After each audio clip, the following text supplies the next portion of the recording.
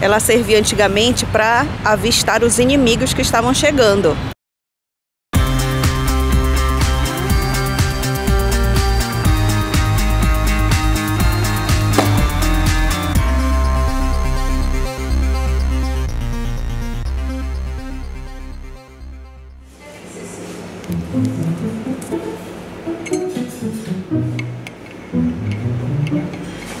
Bom dia, bom dia, pessoal do canal Que Viagem. Bonjour, para ser mais específico.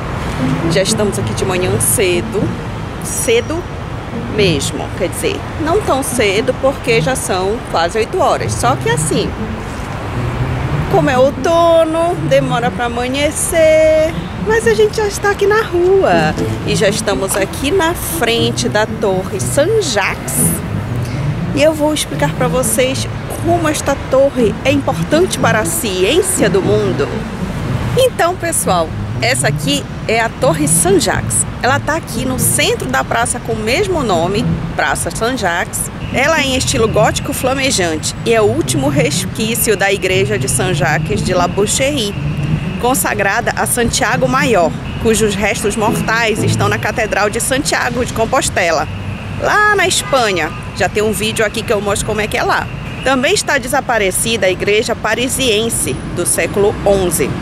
Possuía várias relíquias do apóstolo Santiago e era o ponto de partida dos peregrinos que iam para o caminho de Santiago de Compostela, o caminho francês, afirmando a crônica de Turpin que este santuário fora fundado por Carlos Magno, o que lhe valeu a sua inscrição no Patrimônio Mundial da Unesco em 1998, como um lugar reconhecido da Rota Jacobeia. O célebre alquimista Nicolas Flamel foi um dos maiores benfeitores aqui dessa igreja e foi sepultado nela. Mas com a Revolução Francesa, no século XVIII, o templo foi fechado ao culto, mas acolheu as reuniões da seção revolucionária dos Lombardos. Ela foi vendida como bem nacional em 1797 e foi desmontada. As suas pedras foram comercializadas. Sobrou só a torre, adquirida pelo município de Paris em 1836, que veio a ornamentar um dos primeiros jardins públicos parisienses. E em 1523, o escultor de imagens recebeu 20 libras por ter feito 3 bestas, 3 dos 4 símbolos dos evangelistas, e um São Tiago, sobre o campanário desta torre. Hoje, a gente vê lá em cima, no alto da torre, a imagem de Santiago de Compostela vestido de peregrino. Aqui lá em cima, essa parte de vidro, ela servia antigamente para avistar os inimigos que estavam chegando, porque aqui pertinho é o rio Sena. No século XVIII, a Torre de Saint-Jacques deixou de ser exclusivamente um ponto de encontro de peregrinos. Aí ela começou a tornar-se um laboratório de observação e de experimentos sobre pressão atmosférica, etc., virando mais tarde um centro meteorológico e com uma função. Aos que pretendem experimentar essa escalada, um conselho: foco nos detalhes, nos vitrais, nas gárgulas, nas estátuas dos animais, santos e muitas fotos e vídeos no topo da torre. E chegamos aqui ao Hotel de Ville, o palácio que já foi palco de eventos fundamentais para a história da França. Robespierre, para vocês terem uma ideia, ele foi encarcerado com um tiro na mandíbula, aguardando a sua própria execução. A proclamação da Terceira República foi feito aqui, o famoso discurso do Jacques Chirac, tudo aconteceu aqui. O Hotel de Ville, após a Revolução Francesa, se tornou um símbolo da liberdade de Paris. Mas o prédio, como conhecemos hoje, não é dessa época, né? Ele foi incendiado na época da Comuna de Paris. A fachada, por exemplo, foi reconstruída praticamente toda, mas tudo com forma original, que era antes. Para vocês entenderem melhor, o Hotel de Ville não é simplesmente um prédio oficial do governo de Paris. Ele é muito importante. É onde vive e exerce o presidente da República Francesa. É no Hotel de Ville, inclusive, que o presidente toma posse. e faz o seu discurso ao lado do governador de Paris. Ele é passagem obrigatória para a visita oficial de um chefe de estado por aqui. Aí a pessoa tá assim andando na rua e vê, olha, uma igreja. Aí ela faz o quê? Entra. Vamos conhecer a igreja de São Gervásio. Foi um mártir. E eu vou contar um pouquinho da história para vocês.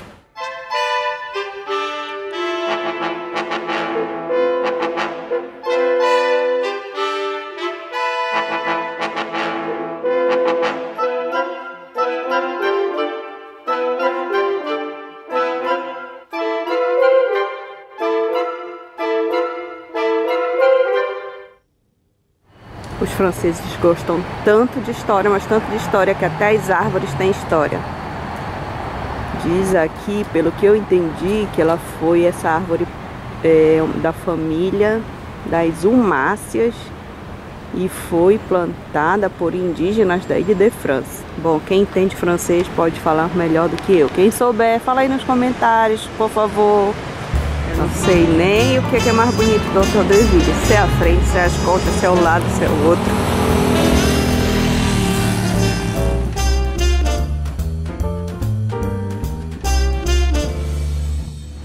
E vamos entrar aqui na minha praça para conhecer a árvore mais antiga de Paris. E agora paramos aqui na pracinha que fica pertinho da Notre Dame e para conhecer a árvore mais antiga de Paris. Acreditem, ela existe.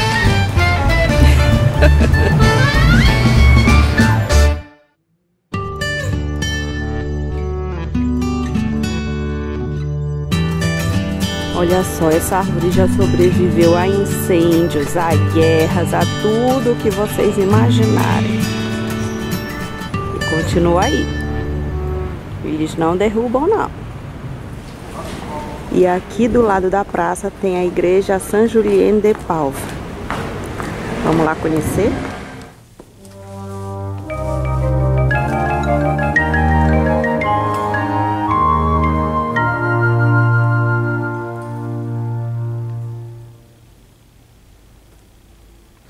E aqui do ladinho da praça tem a famosíssima livraria Shakespeare & Company. Essa livraria é um dos lugares onde aquele personagem do filme do Woody Allen, Meia-Noite em Paris, vem aqui. E ela já foi cenário para vários e vários filmes.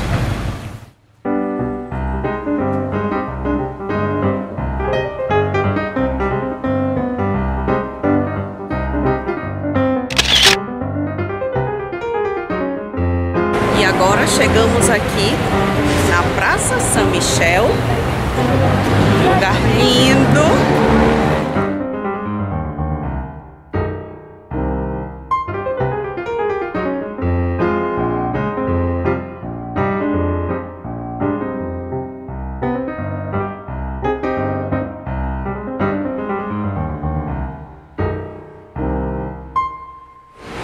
E essa daqui é a Casa da Moeda de Paris. Dá para visitar, tem uma visitação e eles explicam tudinho como era que fazia as moedas na época. Eu li não sei aonde, que parece até que você aprende a cunhar e sai com uma moeda daí de dentro, mas eu não sei se isso é verdade. Deixa eu procurar saber, vou lá.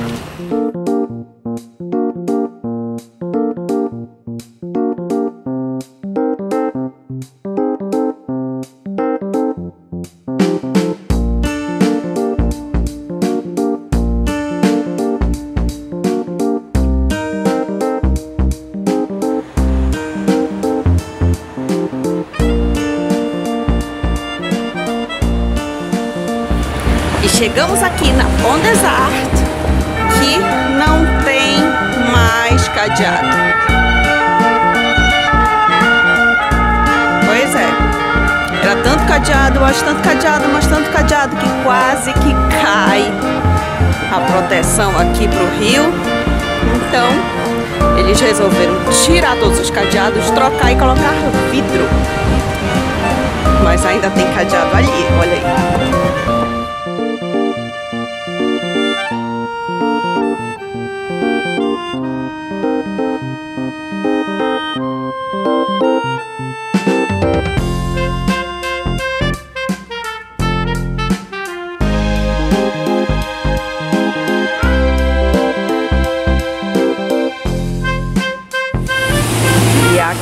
exatos, você já dá aqui no finalzinho do Museu do Louvre.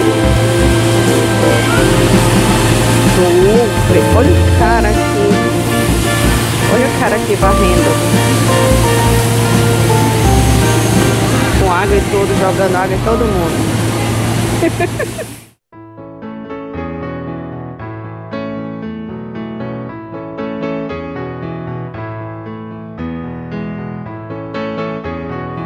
E aí, agora vamos falar sobre o Louvre. O Louvre tem o tamanho de mais de 3 torres Eiffel deitada. Se você quiser rodear o prédio, você vai andar 4,5 km. A pirâmide, construída por encomenda pelo presidente Mitterrand, ela divide algumas opiniões. Tem quem goste, acha que ela abriu as portas para um novo milênio, e tem quem diga que ela destruiu a dignidade da praça renascentista e que ela é uma verruga no rosto de Paris. Foi residência dos reis da França até 1678, até chegar Luís XIV e resolver se mudar para Versalhes. Quando o Hitler invadiu a Áustria, as autoridades da França começaram uma operação para esvaziar o Louvre e assim evitar roubo dos seus tesouros. Eles espalharam as suas obras de arte por castelos afastados da França e longe das linhas férreas, que eram alvos das bombas inimigas. Estima-se que 3.691 pinturas foram tiradas de suas molduras, enroladas, encaixotadas e foram transportadas em carruagens em fundos falsos. Uma perigosa estratégia, já que para não chamar atenção, iam sem escoltas e sem nenhum segurança. Já pensou o perigo? Em 1911, um vidraceiro estava colocando vidros no Louvre quando resolveu afanar a Mona Lisa. Pois é, gente, a Mona Lisa já saiu aqui do Louvre. Pouquíssimas vezes, mas já saiu. Ele levou a Mona Lisa para o seu apartamento. Pablo Picasso e o escritor Guilherme Apollinaire foram detidos como suspeitos do roubo. Só 2 anos depois descobriram o verdadeiro ladrão, quando este tentava vender a pintura na Itália. Ele foi condenado, pegou 18 meses de prisão só, mas depois acabou sendo liberado. Agora vamos falar de alguns quadros muito famosos aqui do Louvre. Vamos começar com a Mona Lisa? A Mona Lisa só deixou o Louvre 3 vezes. Uma nesse episódio do roubo, outra para uma exposição nos Estados Unidos e outra para a exposição em Tóquio. Mas quem era essa mulher mesmo? Todo mundo diz que ela é uma mulher muito misteriosa, que ninguém descobre quem ela é. A Mona Lisa é a esposa do Giocondo e o quadro teria sido realizado para comemorar a recente maternidade dela, já que naquela época as mulheres, depois de dar à luz, elas usavam um véu, e a Mona Lisa usa realmente um véu. Nesse quadro de Da Vinci, ele criou a técnica do esfumato e chegou a usar os seus dedos para controlar o modo de espessura da tinta.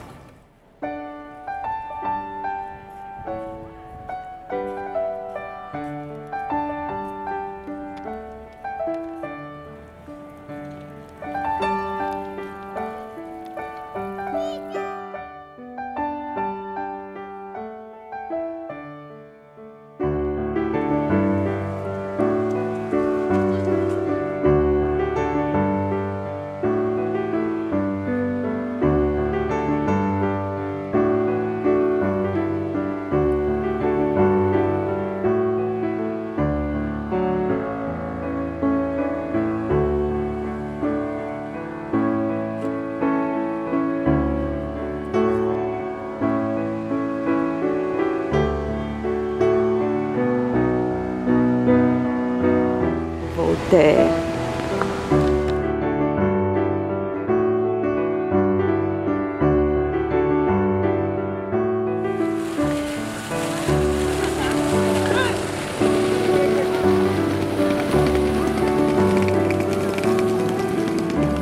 Aqui em cima do pavilhão Richelieu,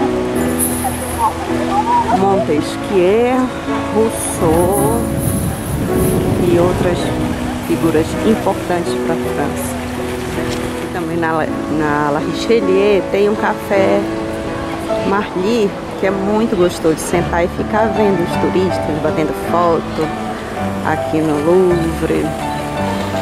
É bem legal. E aqui a estátua de Luís XIV. E aí vamos saber mais coisas sobre O Luís XIV, o rei francês Luís XIV, tinha 413 camas. Na sua corte, o prestígio das pessoas era medido pelo peso da cadeira em que lhes era permitido sentar. Quanto maior o peso, maior o prestígio. Apenas o rei e a rainha tinham direito a sentar em cadeiras com braços. Em um jantar normal, o rei Luís XIV comia 4 pratos de sopa, 2 fazões inteiros, 2 pedaços de presunto, uma salada, carne de cabrito com olho, frutas, doces e um ovo cozido. Depois que ele morreu, descobriu-se que seu estômago era 2 vezes maior que o estômago normal. Luís XIV inventou o luxo tal como nós conhecemos hoje.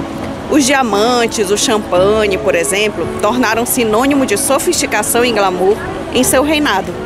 Os sapatos de salto alto, indispensáveis para as mulheres, foram ideia dos artesãos palacianos. A gastronomia francesa, com seus chefes, alta costura, seus estilistas, apareceram durante o seu reinado, assim como as boutiques, as grifes e os salões de cabeleireiros. A corte de Luís XIV era tão grandiosa quanto o seu palácio. Consistia em nada mais, nada menos que 20 mil pessoas, incluindo 9 mil soldados, que eram aquartelados na cidade de Versalhes, 1000 cortesões e 4 mil criados, todos vivendo no palácio.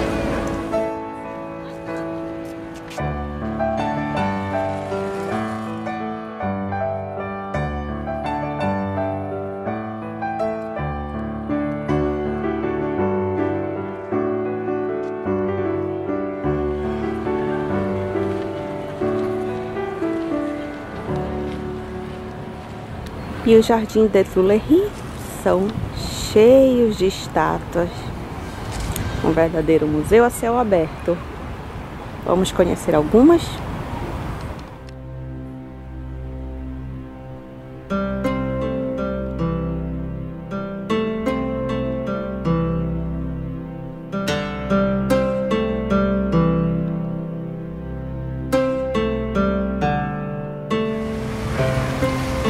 Caim, depois de ter matado seu irmão Abel, obra O Homem e Suas Misérias, obra O Bom Samaritano, de François Sicard, obra Alexandre Combatente, obra A Comédia, olha só a máscara na mão dela. A máscara que é símbolo do teatro, a tragédia e a comédia. DC combatendo o Minotauro. E aí, vamos falar um pouquinho agora do Jardim des Tuileries? Antigamente, aqui nesse espaço, existia uma enorme e feia cova onde os parisienses extraíam o barro para fazer as telhas das suas casas. Depois de transformado em jardim, Monet experimentou formas, cores, se inspirou para o nascimento do movimento impressionista. O Arco do Carrossel fica no fim do jardim e daqui se vê 4 dos mais importantes museus do mundo, um em cada ponto cardeal: o Quai Voltaire, o Museu d'Orsay, o Centre Pompidou, o Museu de Arte Moderna, o Museu do Jeu de Paume, próximo ao Obelisco, e o Museu do Louvre. Em cima do Arco do Carrossel, antigamente, tinham os cavalos que estão agora lá na Basílica de São Marcos, em Veneza. Na época, Napoleão roubou aqueles cavalos e colocou aqui em cima. Hoje eles já não estão mais aqui, eles estão lá. Inclusive, os de lá foram roubados pelos romanos de Constantinopla e assim segue o baile, né? Então, gente, olha aqui, só para vocês terem ideia da distância. Ali é o Arco do Carrossel e o Louvre. E aqui o Arco do Triunfo lá na frente. Não sei se dá para vocês verem, porque tá meio nublado.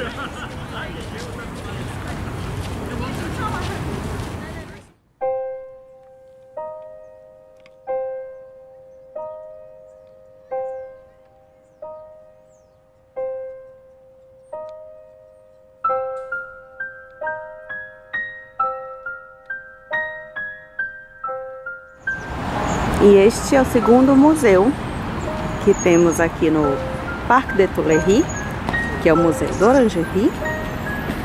E olha só o que tem aqui em frente. Um Rodin original, o Beijo.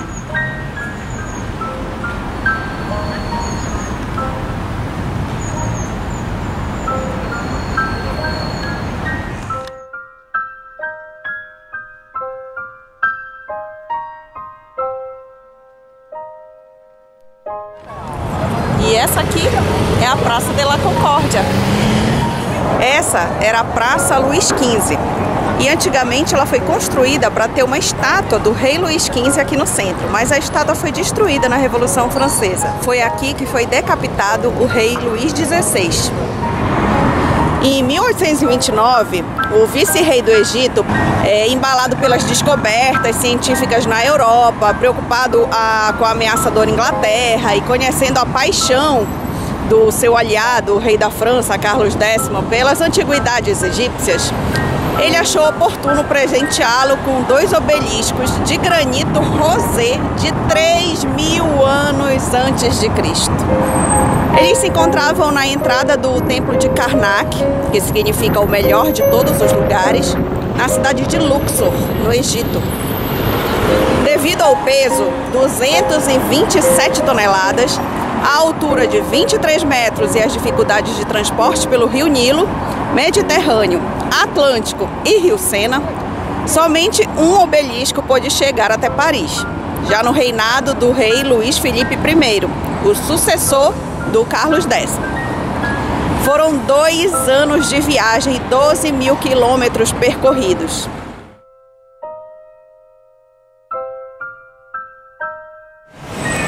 Vamos bem ali, mas antes eu quero mostrar um lugar super clássico aqui em Paris. É o restaurante Maxims. Ele era frequentado por várias pessoas famosas da Belle Époque, inclusive o nosso brasileiríssimo Santos Dumont. E essa aqui é a Igreja de Madeleine.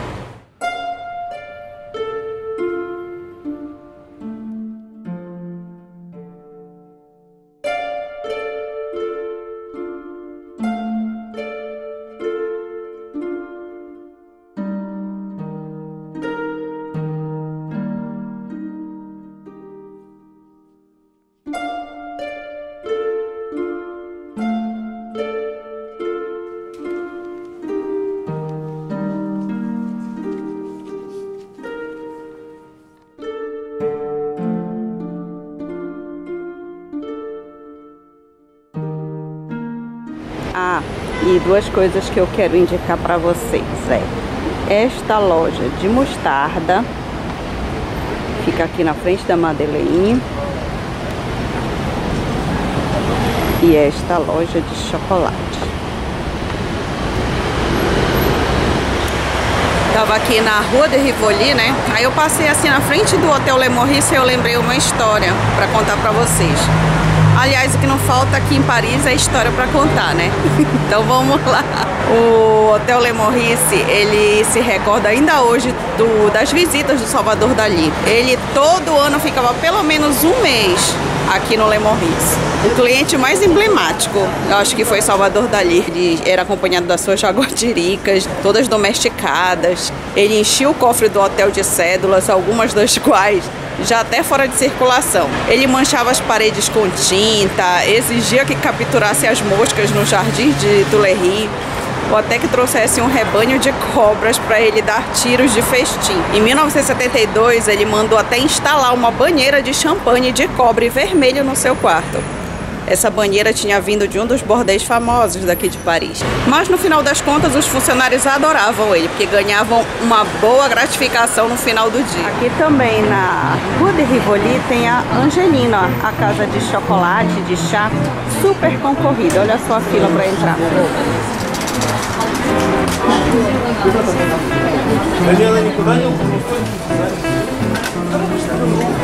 Aí eu parei aqui na Praça das Pirâmides só para mostrar para vocês a minha linda, que eu amo, Joana d'Arc.